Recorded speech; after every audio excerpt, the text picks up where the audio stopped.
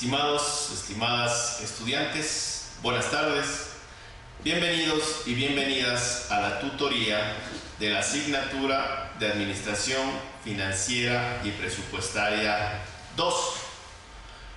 Es muy importante que recalquemos algunos elementos que deben tenerse en cuenta tanto para el transcurrir y desarrollo de la materia como para la aplicación en sus respectivos trabajos y el desarrollo de sus exámenes. Número 1. Recuerden, por favor, y quiero ser enfático, en que los puntos para la aprobación del semestre se los gana con el cumplimiento de cada una de las tareas, tanto las 2 tareas virtuales que se cargan en la plataforma, así como la presentación del trabajo y el desarrollo del examen. Por tanto, y muy importante, recuerden, no se envían trabajos finales por puntos adicionales a la nota. No se pueden conceder puntos adicionales bajo el supuesto de profe, solo me falta un punto, profe, solo me falta 1.5. Si algún estudiante no llega a la nota mínima requerida para aprobación del semestre, deberá presentarse al respectivo examen supletorio. Por favor, recuerden, muy importante este tema, y evitémonos un malestar, un mal rato, tanto para ustedes como para el propio docente. En segundo lugar, recuerden que el único medio para la presentación de su trabajo es el aula virtual. No se reciben trabajos impresos de manera física y no es necesario entregar un respaldo físico a más del trabajo que ha sido cargado en el aula virtual. El único mecanismo para que ustedes presenten su trabajo será el espacio concedido en el aula virtual. Bien, en la presente tutoría nos vamos a fundamentar en 2 elementos necesarios para ustedes. El primero, el desarrollo de su trabajo, y el segundo, la resolución del examen. Este segundo componente estará únicamente en función de la tercera y cuarta actividad virtual que ustedes debieron desarrollar y que se encuentra en el aula debidamente cargado, en función de su trabajo, en función del denominado documento guía número 4 que se encuentra cargado en la plataforma. Tomen en consideración que este documento desarrolla de manera clara, sencilla y precisa cada uno de los conceptos y los temas que son abordados para el desarrollo de su trabajo y que por tanto formarán parte de su segundo examen. Para el examen no tomaremos ningún elemento adicional a lo que constituyen las actividades virtuales y el desarrollo de su trabajo. Bien, entremos en materia. El primer tema que vamos a revisar tiene que ver con las denominadas fuentes de financiamiento de capital o fuentes de financiamiento de largo plazo. Es muy importante que ustedes recuerden y estén en la plena capacidad de identificar que cuando nos referimos a fuentes de financiamiento de capital o denominadas fuentes de financiamiento de largo plazo, estamos precisando en pasivos no corrientes, pasivos de largo plazo, deuda de largo plazo. Uno de los ejemplos más representativos, la emisión de bonos. ¿Sí? La empresa emite bonos de largo plazo para poder financiarse. Entonces tenemos fuente de financiamiento de largo plazo, la emisión de bonos, es decir, los pasivos no corrientes. Tenemos adicionalmente como fuente de financiamiento la emisión de las denominadas acciones comunes y las denominadas acciones preferentes. Recuerden que las acciones comunes, su principal característica es dar derecho de voto, dar voz a su tenedor en la empresa, en la decisión de la empresa. Por tanto, este tenedor de una acción común comparte el riesgo de la empresa y comparte la rentabilidad de la empresa. Si la empresa tiene un rendimiento alto, el accionista común tiene un rendimiento alto. Si la empresa pierde, el accionista común pierde. A diferencia de lo que sucede con el accionista preferente. El tenedor de una acción preferente tiene en ocasiones voz, pero no tiene voto en las decisiones de la empresa. Una acción preferente, como su nombre lo indica, da derecho de prioridad a su tenedor en el pago del dividendo. Normalmente, las condiciones contractuales establecidas a la emisión de una acción preferente dan un derecho conocido y cierto, dan certeza a su tenedor respecto del dividendo que se le va a cancelar. Y este dividendo tendrá preferencia, será cancelado de forma preferente antes que la cancelación a los accionistas comunes. Finalmente, la empresa también puede financiarse a través de las denominadas ganancias retenidas, que como ustedes conocen, no son más que la acumulación de los resultados que la empresa ha ido teniendo a lo largo de los años y que se convierten en una de las fuentes de financiamiento de que la empresa puede hacer uso. Sin embargo, recuerden, la fuente de financiamiento relacionada con ganancias retenidas o una emisión de acciones comunes totalmente nueva, normalmente será la fuente con más alto costo para la empresa.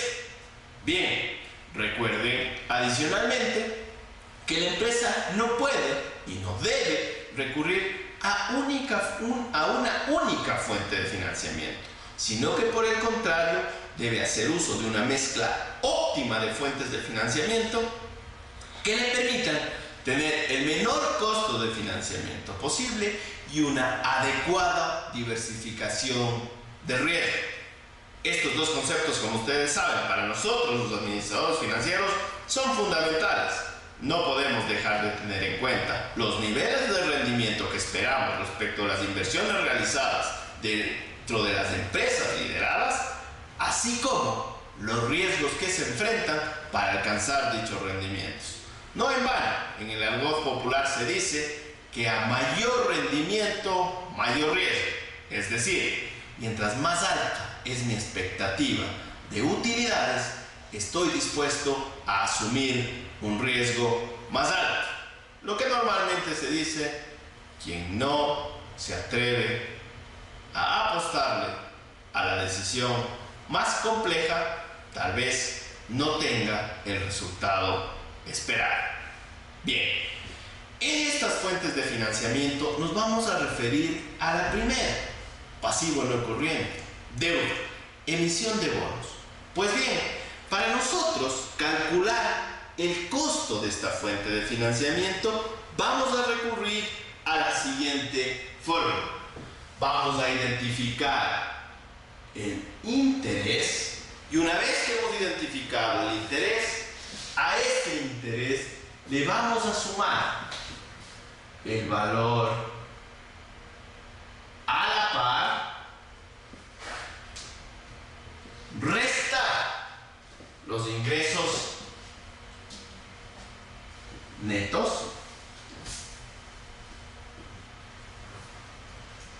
y divididos sobre el número de años al vencimiento del bono al que nos estamos refiriendo. Todo este resultado será dividido sobre el valor a la par más los ingresos netos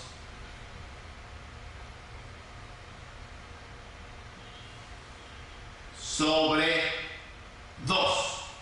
Recapitulemos entonces la fórmula. El costo de la deuda va a ser igual al interés que suma al valor a la par menos los ingresos netos sobre N, todo esto dividido para el valor a la par más los ingresos netos sobre 2. Bien, Esta fórmula, si bien es de sencilla aplicación en la resolución de los ejercicios, nos lleva a la necesidad de profundizar en ciertos conceptos claves. Concepto número 1. ¿Qué es el valor a la par? Y el valor a la par no es más que el valor propio, que el valor cierto que nosotros tenemos en relación a un bono. No sin antes decirles que el precio de negociación de un bono no siempre constituye el valor a la par. De hecho, para ustedes será frecuente y común recordar que yo puedo vender con castigo, es decir, a un valor menor al valor a la par, o con prima, es decir, a un valor mayor al valor a la par. Sin embargo, el valor a la par es para ustedes muy importante porque este interés se calcula necesaria y obligatoriamente del valor a la par. Por tanto, el interés, si yo digo que el bono cancela un interés del 5%, ese 5% deberá ser calculado sobre el valor a la par. Mientras que el bono, teniendo un valor a la par de 100, por ejemplo, puede ser vendido a $90, es decir, con descuento. ¿Ya? Adicionalmente, debemos estar claros en la determinación de los ingresos netos. Y la determinación de los ingresos netos debe tomar en consideración el punto de partida de la transacción. Y el punto de partida de la transacción es el precio al que se negocia el bono. Vamos poniendo números. Si yo digo que tengo un valor a la par de 100 y que su precio de venta es de 90, su precio de venta es de 90, para el cálculo del interés, si es que este interés fuese del 5%, yo tomo como referencia el valor a la par. No tomo como referencia el precio de venta. En todos los casos el cálculo va sobre el valor a la par. Es decir, que el interés de este ejercicio será igual a 5. ¿De dónde obtuve? El bono paga un interés anual del 5% y entonces se calcula sobre el valor a la par, que es 100, no sobre el precio de venta. Sin embargo, cuando hablo de los ingresos netos se olvidan del valor a la par y toman en consideración el precio de la transacción. Si el bono ha sido vendido a $90, entonces es mi punto de partida. Y si yo tengo unos costos de flotación, por ejemplo, de $10, mis ingresos netos serán igual a 80. ¿Ya? N no es más que el número de años al vencimiento del bono. Únicamente en cualquiera de los ejercicios, tanto en el que ustedes tienen en el deber como en el que ustedes resolverán en el examen, deben estar con suficiente claridad de determinar y el riesgo de ser reiterativo. El interés se calcula sobre el valor a la par y los ingresos netos parten del precio de venta. ¿Puede darse el caso de que el precio de venta sea el mismo que el valor a la par? Por supuesto. Y entonces, en ese caso, los ingresos netos partirán del precio mismo. ¿Cuál es el precio? El valor a la par. Tengamos en consideración que cuando hablamos del costo de la deuda tiene una característica. Por ejemplo, en nuestra legislación, el interés es deducible del impuesto a la renta. Por tanto, el costo final de esta fuente de financiamiento será el resultado de la aplicación de esta fórmula que multiplique al siguiente factor: 1 menos la tasa fiscal. ¿Ya? Este resultado será multiplicado por el factor 1 menos la tasa fiscal y tendremos el costo de deuda después de impuestos, que es el costo con el que nosotros debemos trabajar. Aquí nos arroja costo de deuda antes de impuestos. Si yo quiero conocer el costo de la deuda después de impuestos, deberé multiplicar entonces por el factor 1 menos la tasa fiscal. El momento que yo multiplico por este factor, he descontado los efectos de la deducibilidad de los impuestos. Por tanto, recuerden ustedes que el costo de deuda después de impuestos comúnmente será menor que el costo de deuda antes de impuestos. Ahora bien, la siguiente fuente de financiamiento que nosotros habíamos dicho que tenemos es la acción preferente.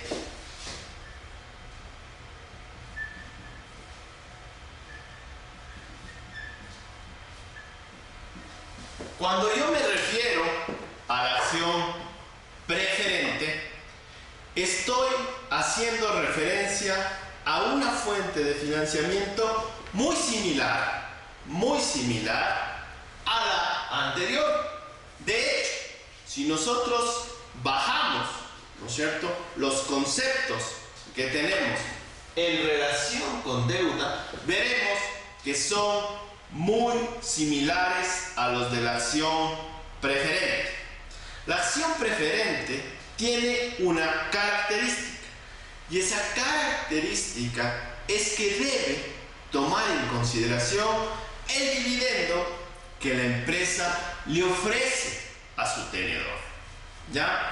Por tanto, cuando yo quiero calcular el costo de esta acción preferente, lo que yo tendré como fórmula es el dividendo anual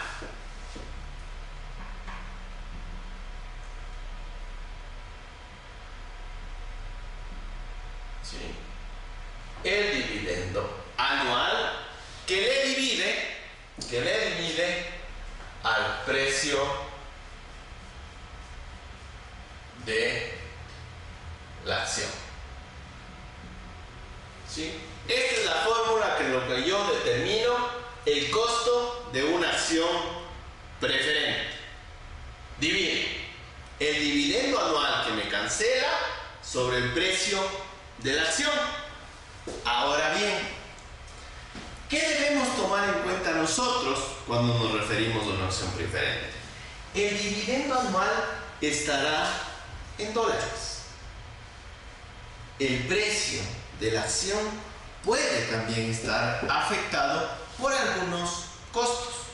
¿Ya? Todos esos elementos ustedes los van a incorporar y con esta simple fórmula van a determinar el costo de la acción preferente. Pero adicionalmente, nosotros podemos financiarnos con acciones comunes. Nos preguntaremos entonces nosotros cómo calculamos, cuál es la fórmula que utilizamos para la determinación del costo de una acción común. ¿Qué debemos recordar? Esta acción común tiene como característica que su tenedor tiene voz y tiene voto en la decisión y comparte el riesgo y el rendimiento de la empresa. Por tanto, cuando yo me refiero a acciones comunes, lo que yo tengo es nuevamente que considerar el dividendo que cancela la acción y le voy a dividir para su precio.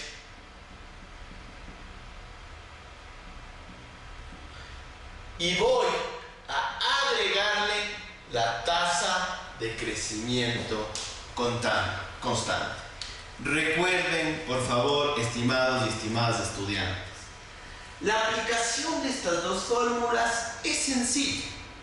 Simplemente debemos considerar que el dividendo anual está en dólares y el dividendo siempre se calculará sobre el valor a la par del título valor al que me estoy refiriendo. En ocasiones, el valor a la par puede ser el mismo que el precio. Puede ser el mismo que el precio. Pero cuando tengo datos, tanto de precio como de valor a la par, y estos dos datos son diferentes, entonces debo recordar que el dividendo se calcula sobre el valor a la par y el precio y los ingresos netos son los que van acá. Si yo tengo simplemente en cualquiera de estos dos casos que los datos simplemente me dicen a mí el precio de la acción es 100, pues entonces aquí en el denominador yo ubico 100. Pero si el ejercicio me dice que tengo un precio de 100 y unos costos de flotación de 20, entonces lo que yo coloco en el denominador es ese precio menos los costos asociados a la transacción, es decir, voy a colocar 80. Y esta G que ustedes ubican acá, que es la tasa de crecimiento, este es un elemento porcentual, es una tasa, ¿no es cierto? Por tanto, si el ejercicio dice, y el crecimiento esperado es del 2%, ustedes aquí a este resultado le van a sumar el 0,02%, ¿no es cierto? Ese es el 2%, el 0,02. Si el crecimiento esperado es del 3%, le voy a agregar el 0,03. ¿Ya? Es la tasa de crecimiento esperado. Bien, esta fórmula yo la puedo aplicar para el costo, cuando estoy calculando el costo de acciones comunes distintas a una emisión completamente nueva de acciones. Una emisión de acciones completamente nueva tiene una característica adicional importante y ustedes deben recordar.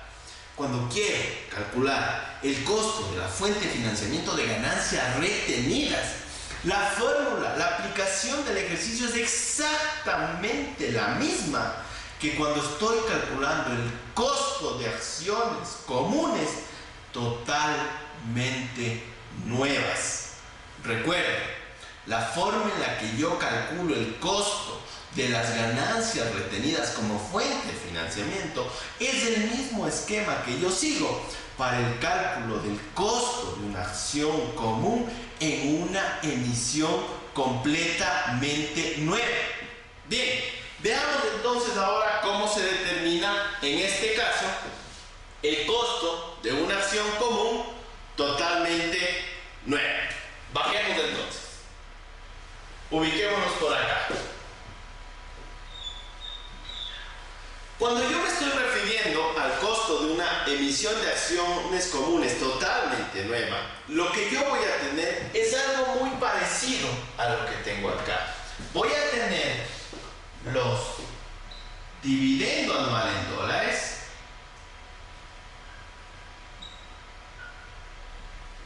que divide a los ingresos netos. Y aquí ustedes tendrán que al precio, por ejemplo, de la acción común, restarle costos de flotación y los denominados costos de infravaloración. La diferencia del precio menos los costos de flotación menos los costos de infravaloración es la que se ubica acá en los ingresos netos. E igual a esta le vamos a sumar la tasa de crecimiento esperado. La tasa de crecimiento esperado puede ser cero, por supuesto que podemos tener casos en los que la tasa de crecimiento, como en el ejercicio del deber, en un primer caso nos muestra cero, ¿ya? Por tanto aquí más cero. La fórmula no se modifica.